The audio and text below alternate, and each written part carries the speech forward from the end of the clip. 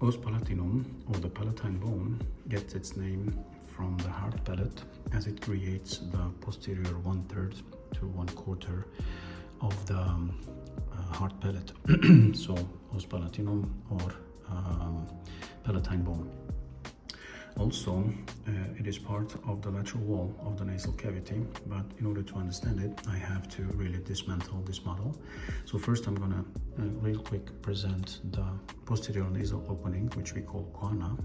It is created medially. The walls or the margins of this guana are created by the vomer in the midline.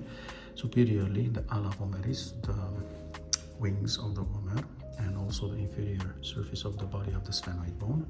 Lateral margin or wall is the lamina medialis of the processus pterygoideus, and the inferior wall or margin is the horizontal plate of the palatine bone. Now, to understand the palatine bone, I'm just going to remove the sphenoid and the nasal septum together. In order to expose that the palatine bone, I think I'm going to remove this one too. So the palatine bone is an L-shaped bone. It's a paired L-shaped bone that has a vertical plate right here, lamina perpendicularis or verticalis, and has a horizontal shorter plate that creates the hard palate, or partially the hard palate. So as we can see here, we have the perpendicular or vertical plate contributing to the lateral wall of the nasal cavity, which has then a medial surface or nasal surface and the lateral surface or a pterygopalatine surface. Now, on the vertical plate, we have two crests. We have a superior crest here, crista ethmoidalis, and we have an inferior crest here, crista concalis. Those crests serve for the attachment of the nasal turbinates. So we have the attachment of concha nasalis media onto crista ethmoidalis, and we have the attachment of concha nasalis inferior onto crista concalis. The inferior plate, or the horizontal plate, practically creates the inferior wall of the nasal cavity and the superior wall of the oral cavity. In the midline has the nasal crest, crista nasalis. The bone has three extensions or processes which are easier to understand if we look at them from this angle. So we have at the superior end of the vertical plate two extensions, one going anteriorly, one going posteriorly. The one going anteriorly will eventually end up in the orbit, and this is why it's called the processus orbitalis. It was part of the orbital inferior wall. The other extension is going towards the sphenoid bone body, so it's called processus sphenoidalis. Between them, we have a notch, incisura sphenopalatina, which will be closed into foramen sphenopalatinum by the body of the sphenoid that attaches onto it from superior. And the last extension is this largest processus pyramidalis, that is at the angle between the vertical and horizontal plates of the palatine bone. This is processus pyramidalis, that eventually will enter the notch between the two plates of the pterygoid processes, like from posterior, like so here, the incisura pterygoidea, completely obliterating this incisura on an articulated bone.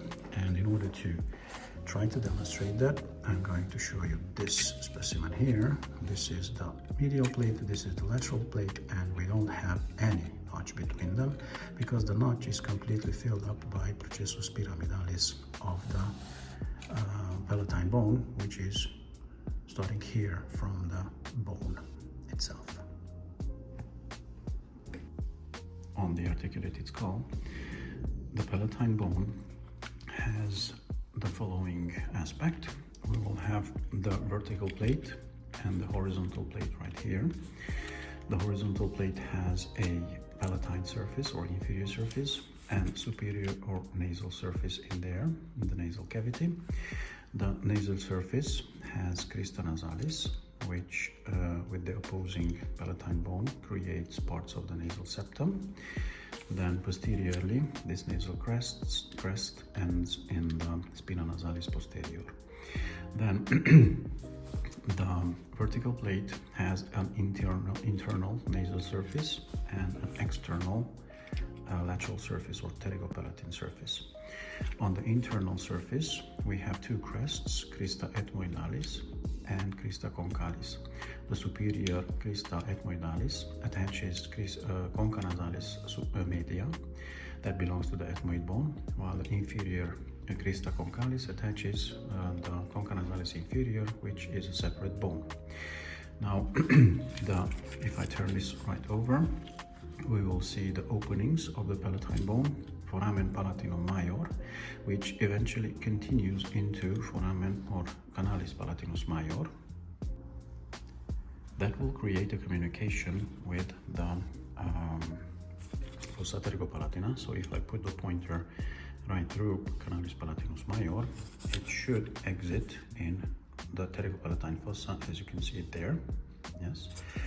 And then we have foramina palatina minora, which one of them is visible here, which are communicating with canaliculi palatini minori.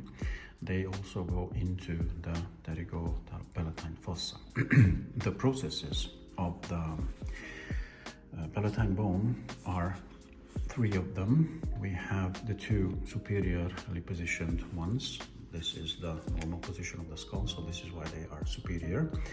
It's easier to find them if we put the pointer through foramen sphenopalatinem, because the two processes here, the processus sphenoidalis and the processus frontalis, enclose the foramen sphenopalatinem.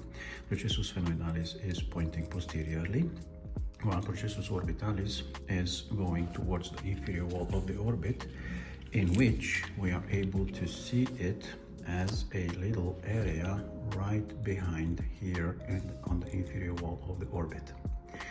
Now, the foramen sphenopalatinem, as you can see, creates a communication between the orbit and between the pterygopalatine fossa, and the nasal cavity on the other side. Again, I'm going to just put through the pointer there. And then we have the last extension or process, which we call processus pyramidalis.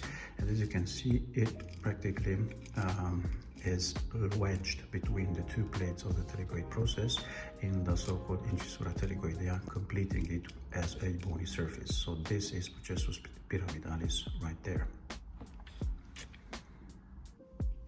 And finally, there is an interesting communication that is created by the palatine bone and the vaginal process, processus vaginalis, of the body of the sphenoid bone. This is called canalis palatovaginalis, and it's right there and there, and creates a communication between the pharynx and the pterygopalatine fossa. I'm going to try to put through the pointer.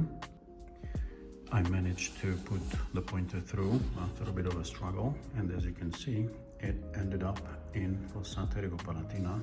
I hope that you can see the red area in there, in the darkness, through fissura pterygomaxillaris, which is practically the entrance through the lateral wall of the pterygopalatine fossa. It is called fissura pterygomaxillaris because it is created by the pterygoid process and the maxilla on the other side.